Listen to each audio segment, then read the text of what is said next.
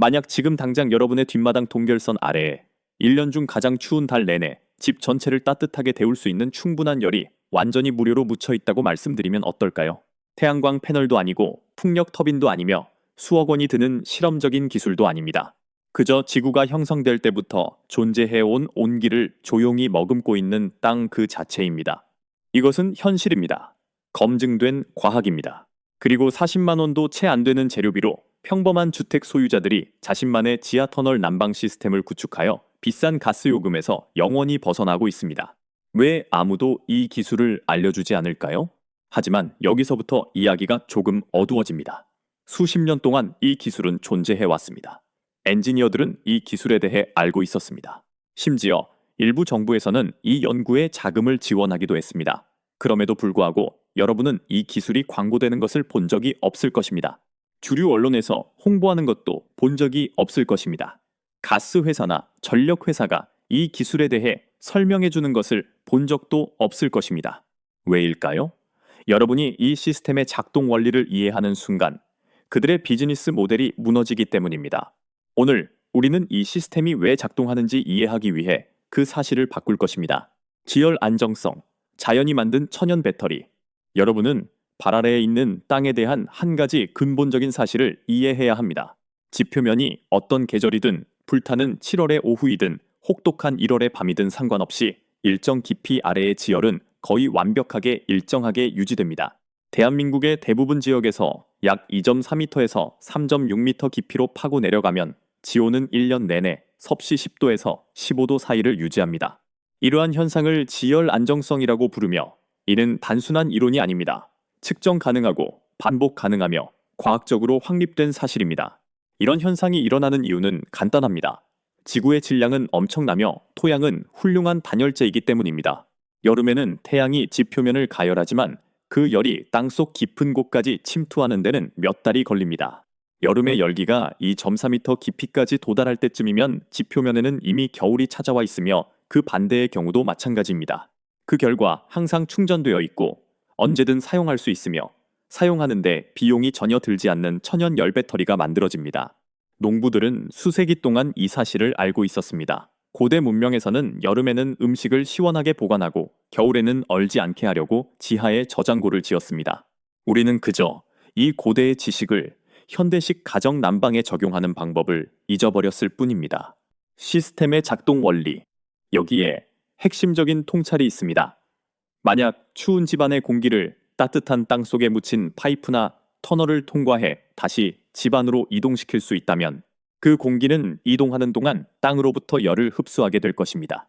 바깥 온도가 영하일 때 그 똑같은 지하 공기는 섭씨 13도나 15도의 온도로 여러분의 집에 도착할 것입니다.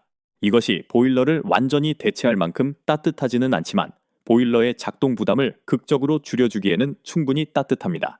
그리고 비교적 온화한 기후이거나 제대로 설계된 경우라면 단열이 잘 된 집을 이것만으로도 난방할 수 있을 만큼 따뜻해질 수 있습니다.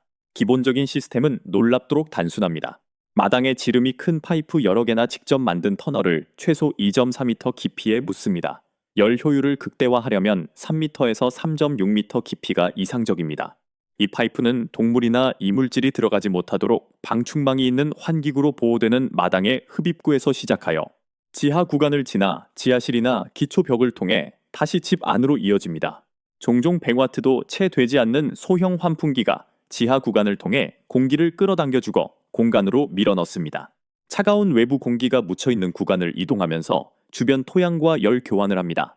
터널이 충분히 길다면 공기는 처음 출발할 때보다 훨씬 따뜻해진 상태로 집 안에 도착하게 됩니다. 문서로 기록된 많은 설치 사례에 따르면 영하 6도의 외부 공기가 터널로 들어가 섭씨 10도에서 14도 사이의 온도로 나옵니다.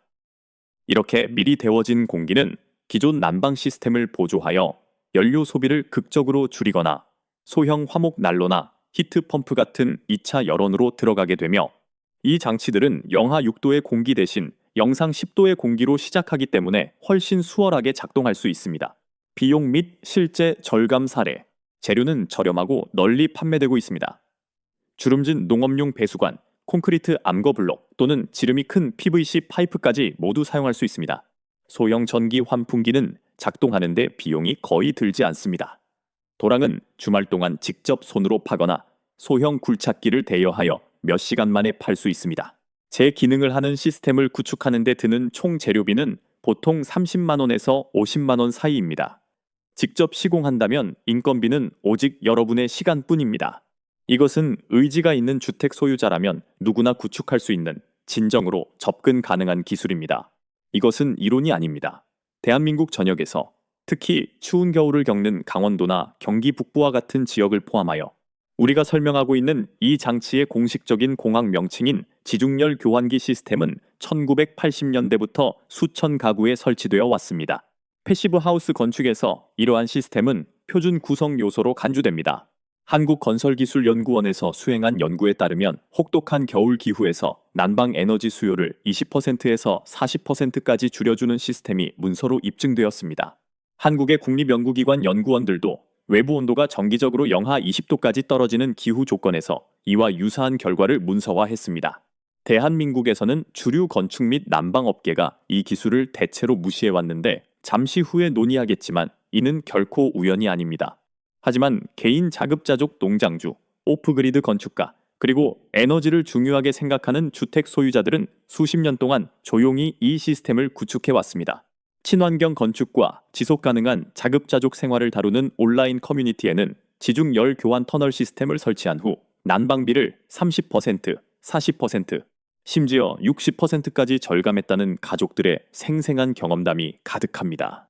이들은 실험실 시뮬레이션이나 이상적인 조건에서의 예측이 아니라 실제 기후에서 실제 결과를 보고하는 진짜 사람들의 이야기입니다. 특히 문서화가 잘 된 사례 중 하나는 강원도의 한 시골 마을에 사는 가족의 경우인데 그들은 약 36만 원의 재료비를 들여 약 18m 길이의 지하 파이프 시스템을 구축했습니다. 그들은 3번의 연속된 겨울 동안 시스템 설치 전후에 프로판가스 소비량을 추적했습니다. 그들의 연평균 프로판가스 사용량은 38%나 감소했습니다. 5년에 걸쳐 이 시스템은 투자 비용의 12배가 넘는 가치를 회수했습니다. 이 가족은 39만 원도 채 안 되는 초기 투자로 앞으로 20년 더 그 집에 머물 경우 평생 200만 원 이상의 비용을 절약할 수 있을 것으로 추산했습니다. 거대 산업의 은밀한 억압. 바로 이 대목에서 우리는 왜 이 기술이 모든 인테리어 잡지의 일면을 장식하지 못하는지, 왜 시공업체가 단 한 번도 이를 제안하지 않았는지, 그리고 왜 가스회사가 에너지를 절약하라며 보내는 안내 책자에서 단 한 번도 이를 언급하지 않는지에 대해 솔직한 대화를 나누어야 합니다. 대답은 불편하지만 명확합니다. 이 기술은 세계에서 가장 수익성이 높은 산업 중 하나를 직접적으로 위협하기 때문입니다. 대한민국의 도시가스 산업만 해도 매년 수십조 원의 수익을 창출합니다. 프로판, 난방유, 천연가스를 포함한 난방연료 시장은 수백만 가구가 수세대 동안 갇혀있는 의존성을 나타냅니다. 에너지 기업들은 신축 건물에 반드시 가스 인프라를 연결하도록 규정하기 위해 지방 정부를 상대로 로비하는데 막대한 자원을 쏟아부어 왔습니다. 많은 지자체에서 용도 지역 지정이나 건축 규정은 중앙 집중식 에너지 네트워크에 연결하지 않고는 집을 짓기 어렵거나 아예 불가능하게 만드는 방향으로 은밀하게 작성되었습니다. 이는 우연이 아니었습니다. 이는 분산형 에너지원과의 경쟁을 제거하기 위해 고안된 의도적인 산업정책이었습니다. 우리 제목에 있는 불법화된 이라는 표현은 여러 관할 구역에서 실제로 일어났던 아주 현실적인 일을 의미합니다. 일부 지역에서는 비전통적인 난방 시스템을 규정 위반으로 분류하도록 건축 법규가 작성되어 값비싼 검사와 허가, 인증을 요구함으로써 평범한 주택 소유자들이 이를 사용할 엄두조차 내지 못하게 만들었습니다. 또 다른 곳에서는 에너지 기업과 개발업자 간의 관계로 인해 종종 은밀하게 영향을 받는 입주자 대표회의 규정을 통해 전력망 의존도를 낮출 수 있는 주택 개조를 금지하기도 했습니다. 그 결과 각 가정의 진정한 에너지 독립을 안겨줄 수 있었던 기술들이 느리고 보이지 않게 억압당했습니다. 나만의 시스템 구축하기. 좋은 소식은 대부분의 시골이나 도농 복합 지역에서는 여러분의 마당에 파이프를 묶고 이를 집 난방에 사용하는 것을 막는 규정이 없다는 것입니다. 자신의 땅을 소유하고 있다면 그곳에 열 자원을 사용할 권리가 있습니다. 건축 법규 확인. 첫 번째 단계는 지역의 건축 법규를 확인하는 것입니다. 허락을 구하기 위해서가 아니라 여러분의 사유지에서 굴착 작업을 할 때 어떤 허가가 필요한지 혹은 필요한지조차 이해하기 위해서입니다. 대부분의 경우 간단한 지하 파이프 설치에는 어떠한 허가도 필요하지 않습니다. 이는 배수관이나 관계 시스템을 묻는 것과 전혀 다르지 않습니다. 거리 측정. 문제가 없다는 것을 확인했다면 계획 과정은 아주 간단합니다. 마당의 흡입구에서 기초벽의 진입점까지 사용 가능한 거리를 측정하십시오. 묻히는 구간이 길수록 좋습니다. 가능하면 최소 15m를 목표로 하십시오. 깊이 결정. 해당 지역의 동결선을 고려하여 최적의 깊이를 결정하십시오. 이는 관할 농업기술센터에 문의하거나 해당 지역에 대한 간단한 인터넷 검색을 통해 알 수 있습니다. 파이프 선택 및 설치. 파이프 지름을 선택하십시오. 약 20cm가 실용적인 최소치입니다.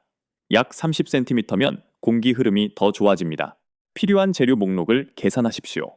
토랑을 파십시오. 물이 잘 빠지도록 집 쪽으로 약간 경사지게 파이프를 깔아줍니다. 마무리. 환풍기를 연결하십시오. 관통 부위를 밀봉하십시오. 시스템을 테스트하십시오.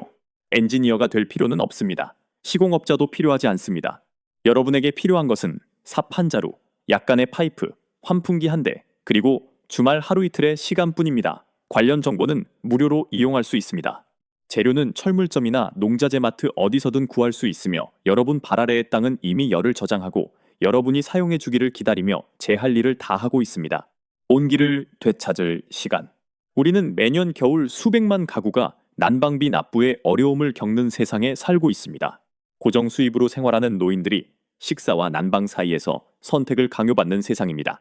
추운 지역에 사는 가족들이 마음대로 가격을 올릴 수 있는 연료 회사에 의존하며 재정적으로 갇혀 있는 세상입니다. 그리고 이 모든 일은 지구가 품은 열을 활용해 땅속에 파이프를 묻기만 하면 되는 단순한 해결책이 사람들의 발 아래에서 사용되지 않은 채 방치되어 있는 동안 벌어지고 있습니다. 오늘 저희가 여러분과 공유한 지식은 새로운 것이 아닙니다. 비밀도 아닙니다. 수세대 동안 엔지니어와 연구원들이 알고 있던 사실입니다. 부족했던 것은 이를 널리 공유하고자 하는 의지였습니다. 쉬운 말로 설명하고 평범한 사람들이 직접 만들어 볼 수 있도록 자신감을 심어주는 일 말입니다. 그것이 바로 우리가 지금 여기서 하고 있는 일입니다. 이 영상이 단 한 가족에게라도 난방비를 줄이고 어느 정도의 에너지 독립을 달성하며 연료비 급등으로 인한 재정적 취약성에서 벗어나는 데 필요한 정보를 제공할 수 있다면 그것만으로도 이 영상을 만들 가치는 충분했습니다. 터널을 만드십시오. 이미 여러분의 것인 그 온기를 되찾으십시오. 그리고 난방비로 어려움을 겪어본 적이 있는 모든 지인들과 이 영상을 공유해 주십시오. 대가 없이 공유된 그 지식이야말로 우리가 가진 가장 강력한 무기이기 때문입니다.